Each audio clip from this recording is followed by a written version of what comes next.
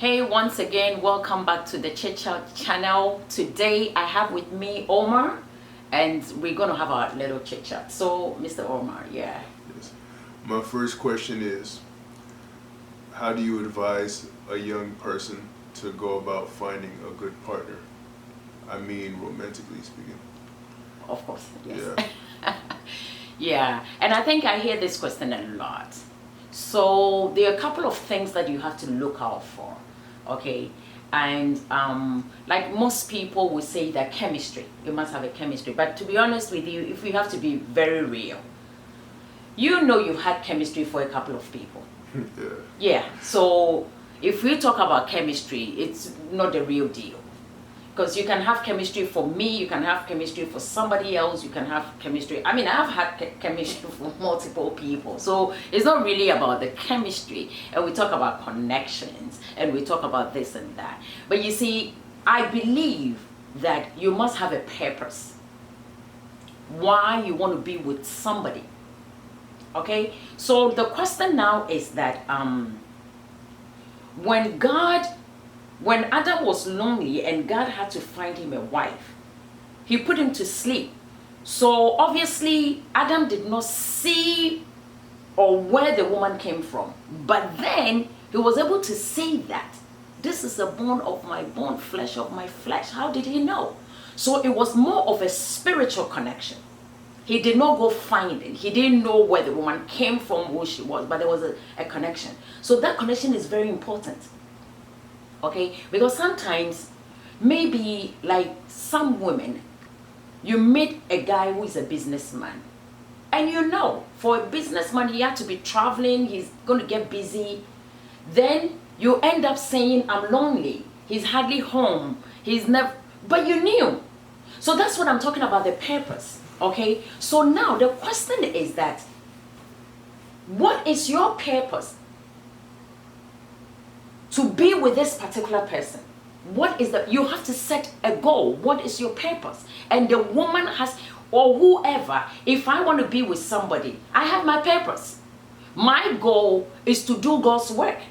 So anyone that comes in to distract me from that goal, I don't want to be with that person, because God is the ultimate for me personally. And that's my number one goal. And another thing is that there are some people, they get so needy. It's like, oh, if I'm not with you, I can't find myself. I need you to fulfill me. That is so wrong. That means you come in to drain me.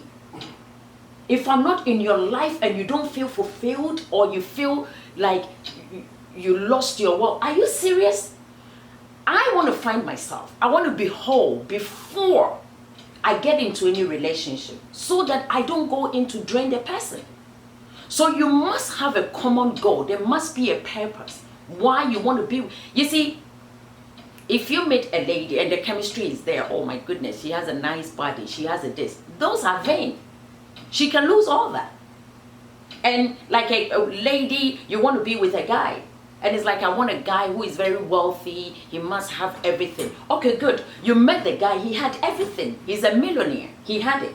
But unfortunately, when both of you live together, he lost everything. Are you understanding what I'm saying? He lost everything. So now what's the difference? The difference now is more or less like somebody who doesn't have a job. So you come back to square one, but you're already married to this person. So what do? Are you understanding? So you see, when it comes to relationship, you need to talk to God. You have to involve God in a relationship. You have to. Because when you go on your own, sometimes you wonder, you meet, maybe pastors are married and they divorce, or people that they were lovebirds. It's like, we love each other. What happened? How can somebody that you love so much now tend to be your enemy? What went wrong? There's a missing link somewhere. Okay, so I personally think people go to God, it's like, I want a wife, or I want to be with this person. Oh, don't tell me no. What are you expecting? You want to manipulate God. If you trust him, then let him give you the right person. It's a spiritual connection. You will know. When you meet the right, I'm telling you, you will know. It's not about looks. It's a connection. You will know. Spiritually, you feel connected. You will know.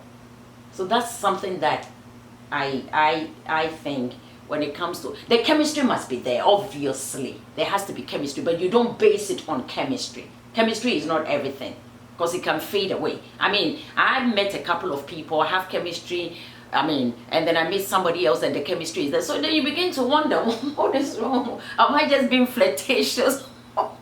What exactly is it? Because then the chemistry is there for this person, you have chemistry for that. But so you don't base it on chemistry. No, it has to be a spiritual connection. And you must have a purpose why you want to be with that person. So it's for a long time. The longevity of it matters, not for a short time. Yeah. Did I answer your question? You answered my question. Oh my God. Next question. Yes. How does one choose their friends wisely?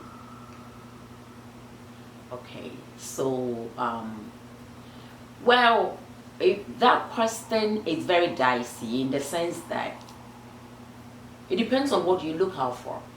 Okay, my mom used to, and this is one thing I'll never forget, that you see, when you choose friends, there are two set of friends, the wise person and the fool, but you need both of them. But you have to call the shot. You should know. All right. Let's say I'm your best friend, but I gossip. But what is my strength? Maybe I'm very loyal. Loyalty in the sense that when there's something wrong, I'll run to you and help. But then I have an issue of gossiping. What do? You have to be wise enough. The Bible says you live with people according to knowledge. So you have to know how to live with me. That she's very loyal, she's very good, but then I'm not going to pass on any message to her because she's loose. Her lips are loose. She's going to gossip. So it's up to you. Anybody can be your friend. Trust me. It depends on, it's all boils down to you. You have to figure them out. Jesus demonstrated that to us. He lived with everybody. These were different people. Peter was very temperate. I mean, he was very quick-tempered. We had lawyers, we had other people, but he demonstrated to us that we can all coexist. We can live together, okay? But then it's up to you to know how to live with everybody. So if I decide I don't want to live with you, I don't want you to be my friend, I can't be with you. And then you also decide I can't be with this person, that person decide I can't be with that, then who do you want to be with? Because maybe you want to be friends with me, but I have an issue with you. Because maybe some things that you do, I can't tolerate that. And then somebody else wants to be friends with you and you also say that, no, I can't be with this person because she is this. And that person says that. We can all live with each other. You just have to work on people's strength and ignore their shortcomings. It's that simple, to be honest. You live with people according to knowledge. So you have to apply wisdom and know how to live with everybody. Because maybe I gossip, but when you need of finances or something, I'll come to your aid. So you definitely need me. You see what I'm saying? You need me. Because what are you looking for? You have to be strong enough that other people cannot influence you. People that are easily influenced are very weak-minded people. Very weak. Why should I influence you? Why can't you influence me? Or you should stay up to your standard. This is what I want to do. If it's in line with God, then that's fine. But aside from that, if you had to be in line with other people's ideologies and stuff, that's completely different.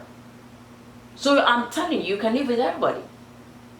You have to know how to pick friends. You have to know what you're looking for. But everybody can be your friend. But then at the end of it, you select the ones that you think you're comfortable with. Simple.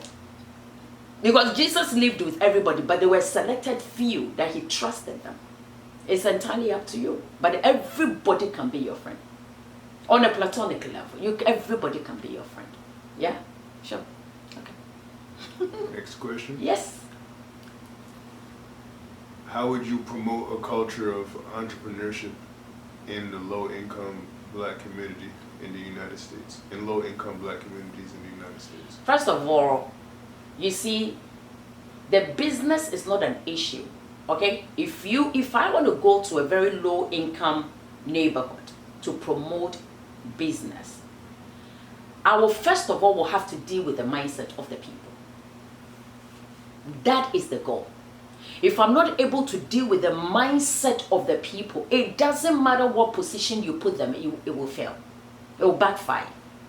So then you have a good heart, you have goals, you want to help people, but are they ready? If they're not ready, you can't do nothing about it. So you first of all had to deal with their mindset. Take them through counseling, schooling. You need to educate them. And that is very important. You have to educate them for them to buy into that idea.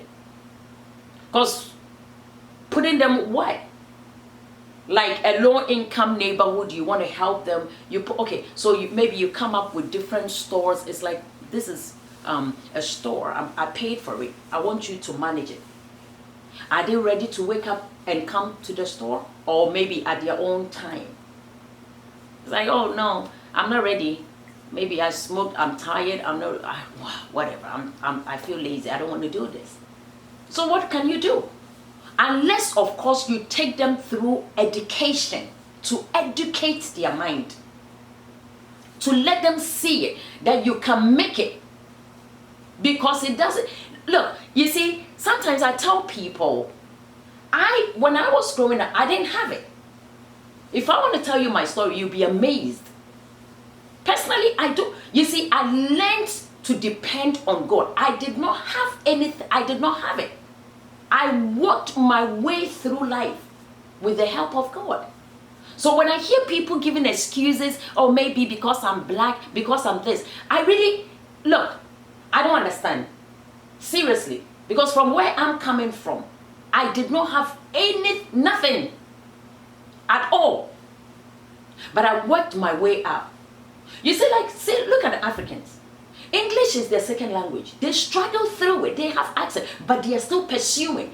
It's also a kind of job. You don't think so? Because you have your own dialect and you have to speak somebody else's language. Do you know how difficult it is?